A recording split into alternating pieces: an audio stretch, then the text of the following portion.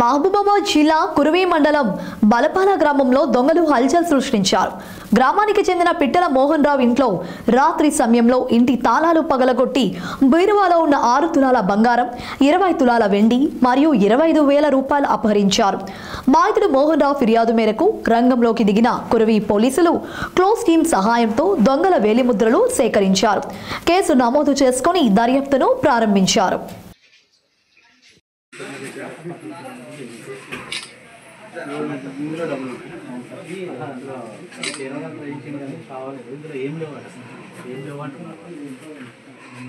అది పగలగొట్టి కూడా అదే చెరువులు వచ్చి ఎంతసరికి తాళం చేయి పెట్టుంది సార్. వీళ్ళే పెట్టి చూసి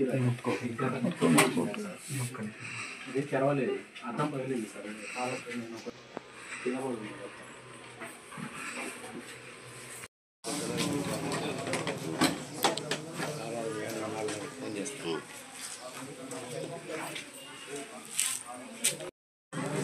మీటింగ్ అని ఫోన్ చేసి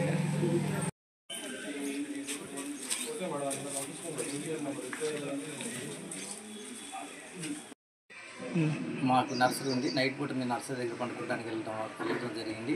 నైట్ పూట గుర్తు